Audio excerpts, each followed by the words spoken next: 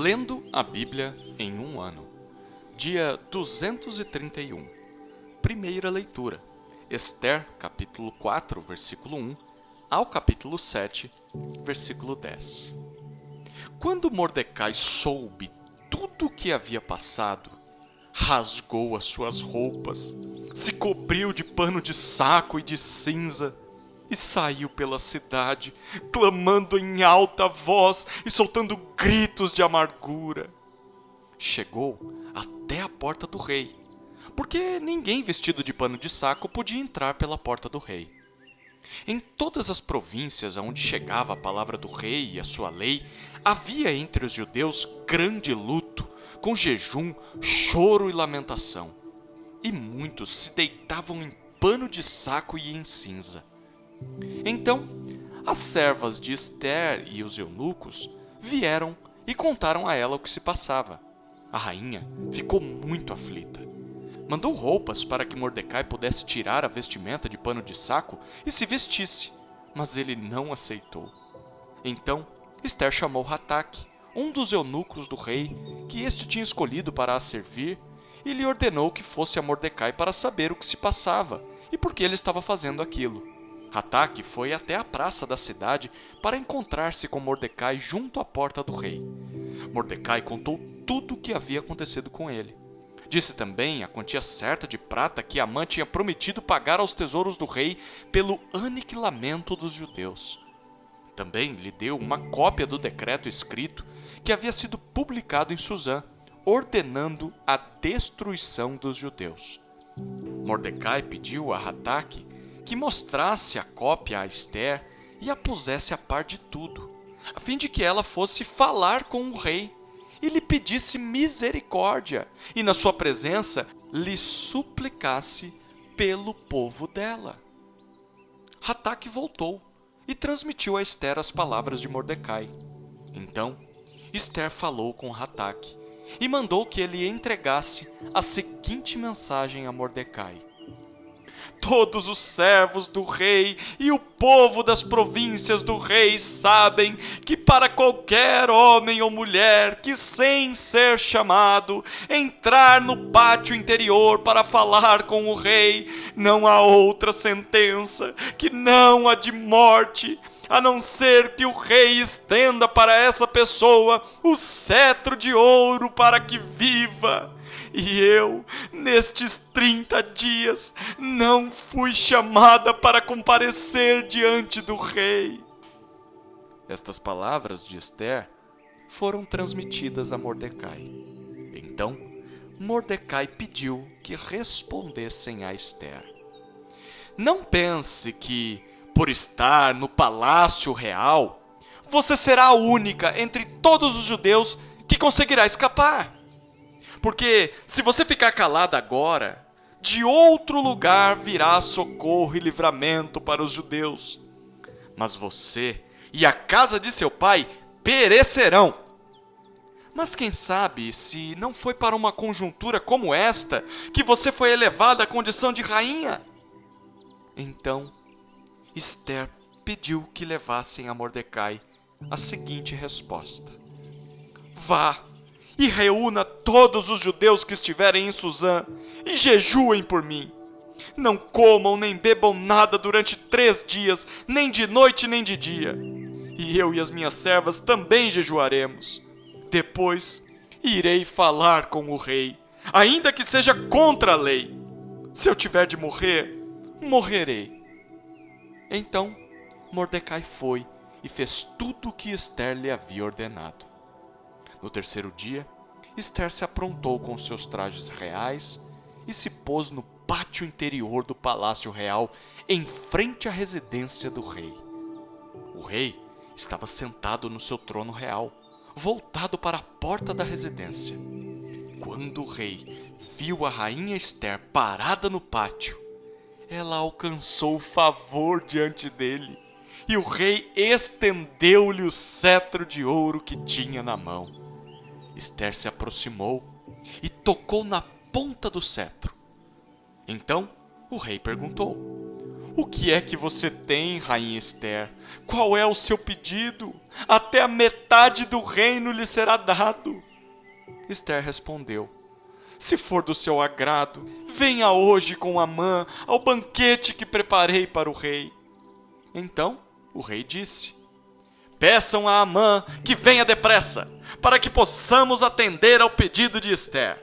Assim, o rei e Amã foram ao banquete que Esther havia preparado. Enquanto bebiam vinho, o rei disse a Esther: qual é o seu pedido? Peça, e lhe será dado. O que você quer? Será dado, mesmo que seja metade do reino. Esther respondeu: meu pedido e o meu desejo são o seguinte: se achei favor diante do rei, e se for do agrado do rei conceder o meu pedido e cumprir o meu desejo, então que o rei venha com Amã ao banquete que vou preparar para eles amanhã. Então farei o pedido que o rei me concede. Naquele dia, Amã saiu alegre e animado, mas ficou furioso ao encontrar Mordecai junto à porta do rei e ver que ele não se levantava nem tremia diante dele. Porém, Amã se conteve e foi para casa. Depois, mandou vir os seus amigos e Zeres, sua mulher. Amã falou sobre a glória das suas riquezas, a multidão de seus filhos, tudo em que o rei o tinha engrandecido e como o tinha exaltado sobre os oficiais e servos do rei. E Amã acrescentou: a própria rainha Esther a ninguém mais convidou para vir ao banquete que tinha preparado, a não ser a mim. E também para amanhã estou convidado por ela juntamente com o rei. Porém, tudo isto não me satisfaz, enquanto eu vir o judeu Mordecai sentado junto à porta do rei. Então, Zeres, a mulher de Amã, e todos os amigos dele disseram: mande fazer uma forca de 22 metros de altura, e pela manhã diga ao rei que nela enforquem Mordecai. Então, vá alegre com o rei ao banquete. A sugestão foi bem aceita por Amã, que mandou levantar a forca. Naquela noite, o rei não pôde dormir. Então, mandou buscar o livro dos feitos memoráveis, que foi lido diante do rei.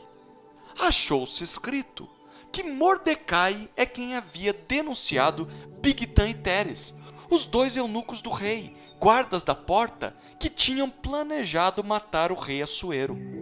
Então, o rei perguntou: que honras e distinções foram conferidas a Mordecai por ter feito isso? Os servos do rei que o serviam responderam: ele não recebeu nenhuma recompensa. O rei perguntou: quem está no pátio? Ora, Amã tinha entrado no pátio exterior do palácio real para pedir ao rei que Mordecai fosse pendurado na forca que ele, Amã, lhe havia preparado. Os servos do rei lhe disseram: Amã está no pátio. Então, o rei mandou que ele entrasse. Amã entrou. E o rei lhe perguntou: o que você acha que deveria ser feito ao homem a quem o rei deseja honrar? Então, Amã pensou assim: a quem mais o rei poderia querer honrar, a não ser a mim? Por isso, ele respondeu ao rei: quanto ao homem a quem o rei gostaria de honrar, que sejam trazidos os trajes reais que o rei costuma usar, e o cavalo em que o rei costuma andar montado e sobre cuja cabeça tenha sido colocada uma coroa real. Que os trajes e o cavalo sejam entregues a um dos mais nobres oficiais do rei, para que se encarregue de vestir aquele a quem o rei deseja honrar. Depois, que o leve a cavalo pela praça da cidade, proclamando em alta voz: é isto que se faz ao homem a quem o rei deseja honrar. Então, o rei disse a Amã: vá, depressa! Pegue os trajes e o cavalo e faça com o judeu Mordecai tudo o que você falou. Ele está sentado junto à porta do rei. E não omita coisa nenhuma de tudo que você falou. Amã pegou os trajes e o cavalo, vestiu Mordecai e o levou a cavalo pela praça da cidade, proclamando em alta voz: é isto que se faz ao homem a quem o rei deseja honrar.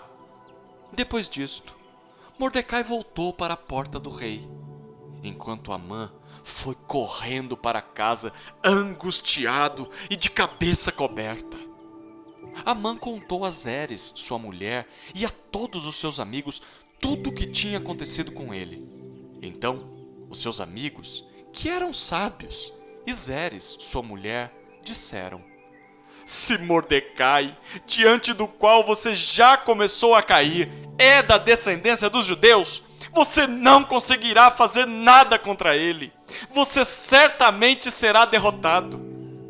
Enquanto estes ainda falavam com ele, os eunucos do rei chegaram e, sem demora, levaram Amã ao banquete que Ester havia preparado. O rei foi com Amã ao banquete da rainha Ester. No segundo dia, durante o banquete do vinho, o rei perguntou a Ester: qual é o seu pedido, rainha Ester? Você será atendida. O que você quer? Até a metade do reino lhe será dado. Então, a rainha Ester disse: se eu tiver obtido o seu favor, ó rei, e se for do agrado do rei, que a minha vida seja a resposta ao meu pedido, e que, como desejo, eu possa ter o meu povo. Porque fomos vendidos, eu e o meu povo, para sermos destruídos, mortos e aniquilados de vez. Se ainda nos tivessem vendido como escravos e escravas, eu me calaria, pois não valeria a pena incomodar o rei por uma coisa dessas.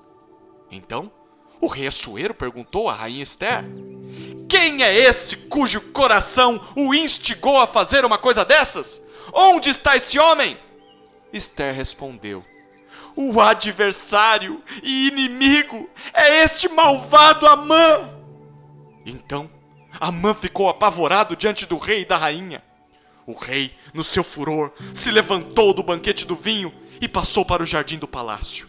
Amã, porém, ficou para rogar por sua vida à rainha Ester, pois viu que o mal contra ele já estava determinado pelo rei.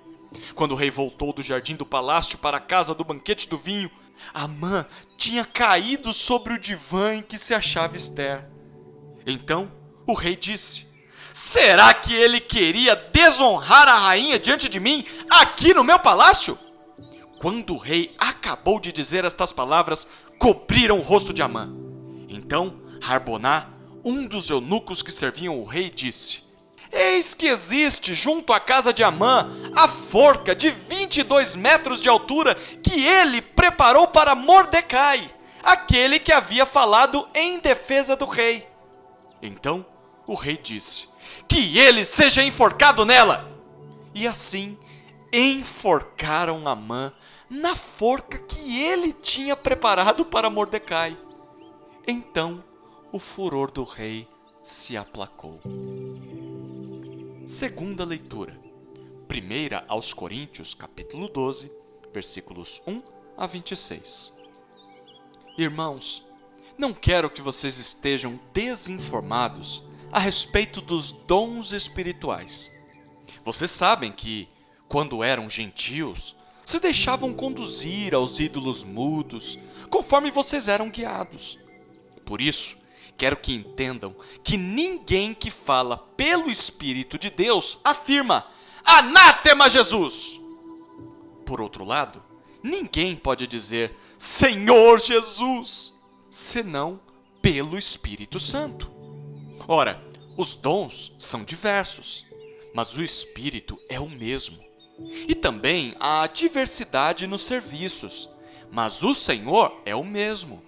E há diversidade nas realizações, mas o mesmo Deus é quem opera tudo em todos. A manifestação do Espírito é concedida a cada um visando um fim proveitoso, porque a um é dada, mediante o Espírito, a palavra da sabedoria, a outro, segundo o mesmo Espírito, a palavra do conhecimento. A um é dada no mesmo Espírito a fé, a outro, no mesmo Espírito, dons de curar, a outro, operações de milagres, a outro, profecia, a outro, discernimento de espíritos. A um é dada a variedade de línguas e a outro, capacidade para interpretá-las. Mas um só e o mesmo Espírito realiza todas essas coisas, distribuindo-as a cada um individualmente, conforme ele quer.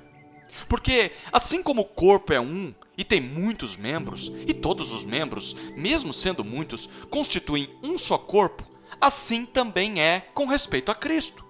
Pois em um só Espírito, todos nós fomos batizados em um só corpo, quer judeus, quer gregos, quer escravos, quer livres.